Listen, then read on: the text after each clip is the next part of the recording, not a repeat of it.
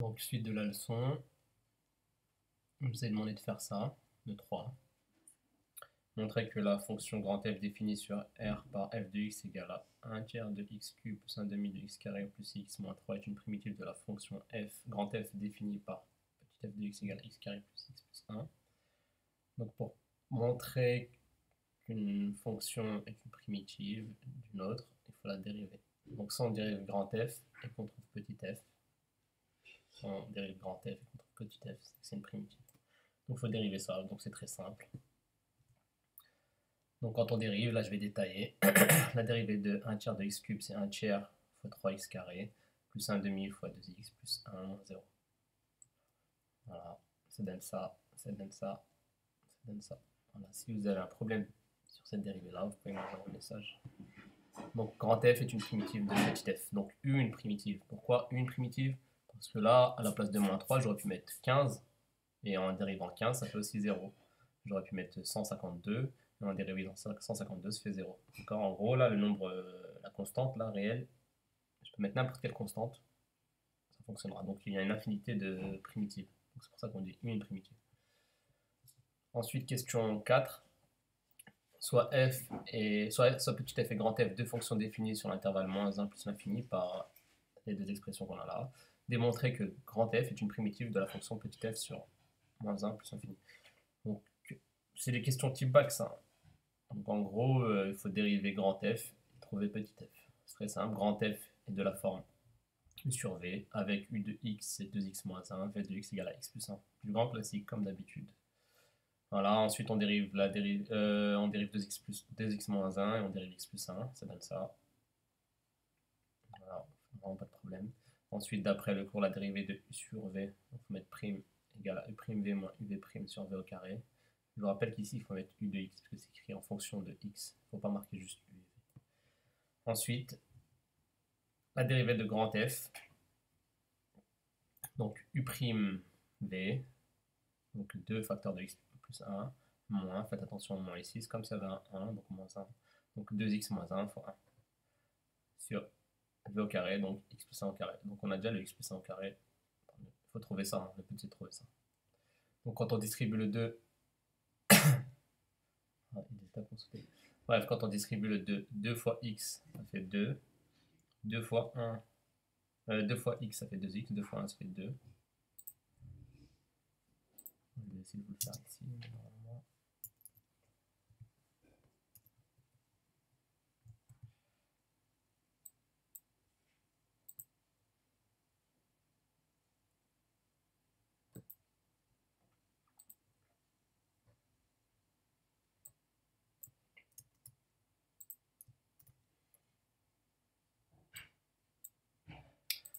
Donc là, ça va faire 2 fois x, ça fait 2x. 2 fois 1, ça fait 2. 1 fois 2x, ça fait 2x. 1 fois moins 1. Mais là, il faut aussi multiplier par moins 1. Donc ça change les signes, d'accord. Donc ça fait moins 2x plus 1. Voilà.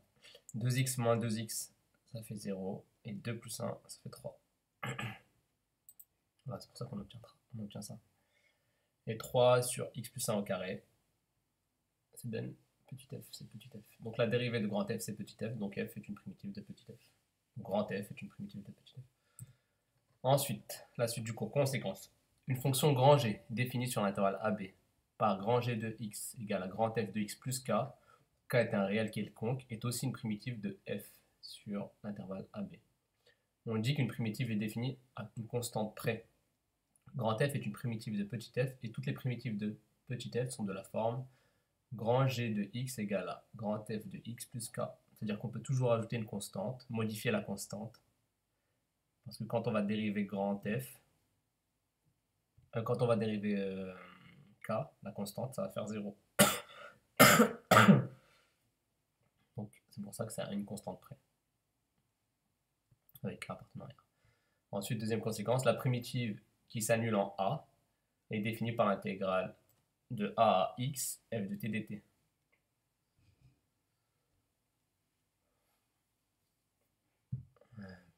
Donc on va passer ça. Primitive sous condition initiale. Si grand f est une primitive de petit f sur AB, alors il n'existe qu'une seule primitive grand G prenant la valeur y0 en x0. C'est-à-dire que grand G de x0 va se donner cette valeur-là. Il n'y en aura qu'une. Parce que ce sera sous condition initiale. On va faire un exemple, vous allez comprendre. Donc l'exemple, c'est soit petit f tel que f de x égale à 2x sur r. Et là, on vous demande de déterminer la primitive, c'est pas une primitive, la primitive de grand f, la primitive grand f de petit f qui s'annule en 3. Donc il n'y en a qu'une seule. Donc déjà, on va déterminer une primitive, la forme des primitives de 2x. Donc une primitive de f est donnée par grand f de x égale à x carré plus k. Toutes les primitives sont de cette forme-là, avec k un nombre réel. Parce que la dérivée de x carré, c'est bien 2x. Donc c'est un exemple simple. Et la dérivée de k, c'est 0. Donc la dérivée de x carré plus k, c'est bien 2x. Donc c'est bien une primitive. Mais nous, on a une condition. C'est que la primitive, elle doit s'annuler en 3. Donc si elle s'annule en 3, on peut résoudre cette équation-là. Une primitive de f qui s'annule en 3, ça veut dire que grand f de 3, ça doit être égal à 0. Donc si on remplace x par 3, ça doit faire 0. Donc en remplaçant x par 3, ça fait 3 au carré plus k égale 0. 3 au carré, ça fait 9. 9 plus k égale 0. K égale moins 9. Donc ça veut dire quoi? Donc une primitive de f qui respecte la condition initiale est donnée par grand f de x égale à x carré moins 9. Donc ça, c'est la primitive de petit f qui s'annule en 3.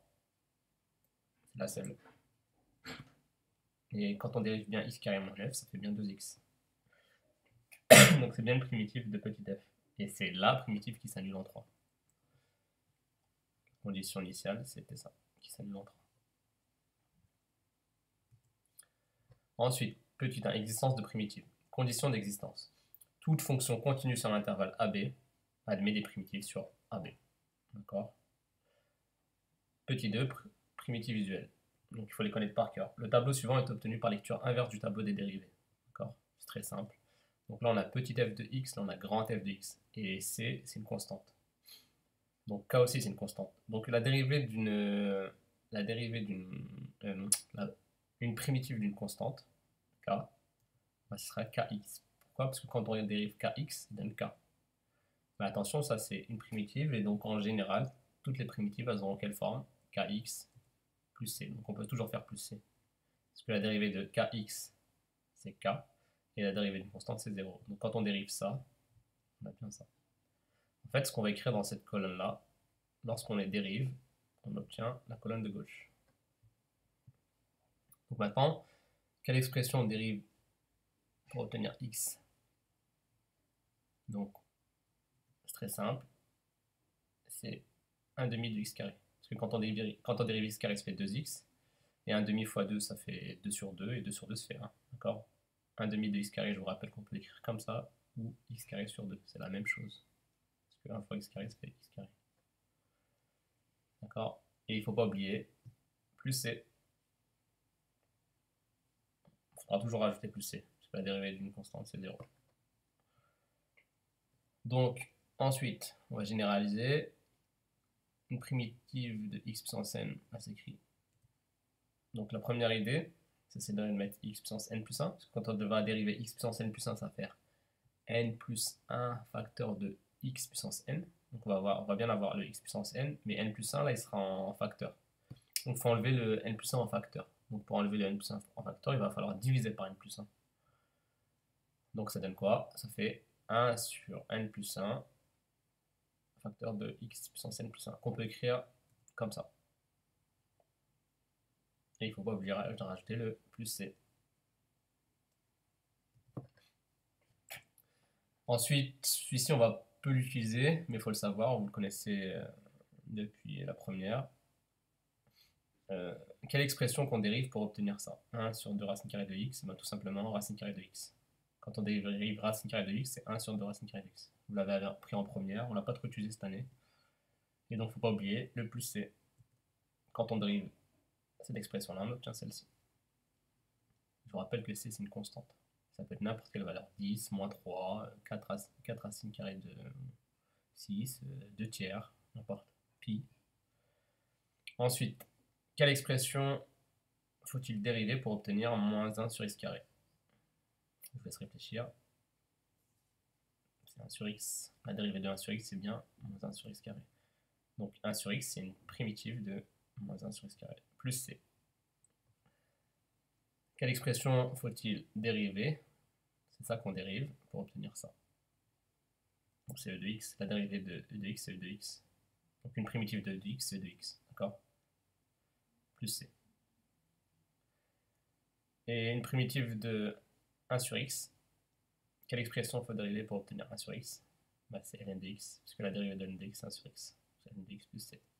Voilà, ça c'est à connaître, primitive usuelle. Ensuite, propriété. Soit f et g deux fonctions définies sur intervalle i et grand F et grand G des primitives respectives sur i. Une primitive de k fois x, k c'est un nombre constant.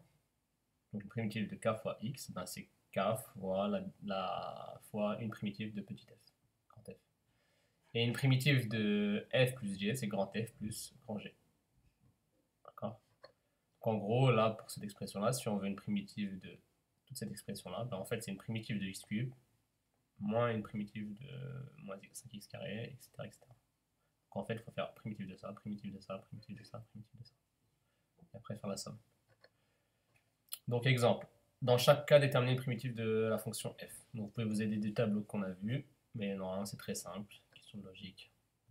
Donc le premier, une primitive, on note grand f. Là c'est grand f de 1, il ne faut pas faire attention à l'indice, hein, parce que là, on les a numérotés tout simplement. Petit f1, petit f2, f3, f4, f5. Donc là, c'est grand F1, grand F2, grand F3, grand F4, grand F5, grand F6. Donc une primitive, en gros, l'expression, cette expression, il faut la dériver, obtenir 5. Donc c'est bien 5x. Et c'est écrit là, cette expression-là, kx plus c. 5x. D'accord? En fait, il faut comprendre qu'ici, maintenant, si je veux, je peux faire ça, moi. J'aurais pu mettre ça comme réponse. Plus 100. C'est bon aussi. J'aurais pu mettre... Moi, j'ai dit 100, mais ça n'a pas mis de 0.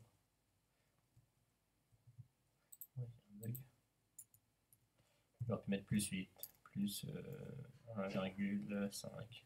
C'est toujours bon. J'aurais pu mettre moins 8. D'accord? Voilà.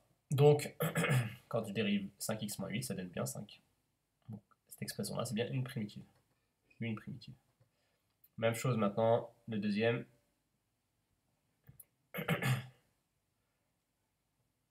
Pour le deuxième, une primitive de 4x, ben, il faut utiliser cette propriété-là. Donc, 4 il est en facteur. Donc, dans l'expression de la primitive qu'on va écrire, ben, k il va réapparaître, 4. En fait, il faut juste une primitive de x. Une primitive de x, c'est x carré sur 2. Et après, on peut faire, entre la multiplication et la division, pas de priorité, on peut faire 4 divisé par 2. Et 4 divisé par 2, ça fait 2. Ça fait 2x carré. On en peut trouver directement de tête, puisque la dérivée de 2x carré, c'est bien 4x. Et encore ici, je peux rajouter une constante ou mettre ne rien mettre. Le plus simple, c'est de laisser comme ça. Voilà, je vous laisse faire ça pour lundi.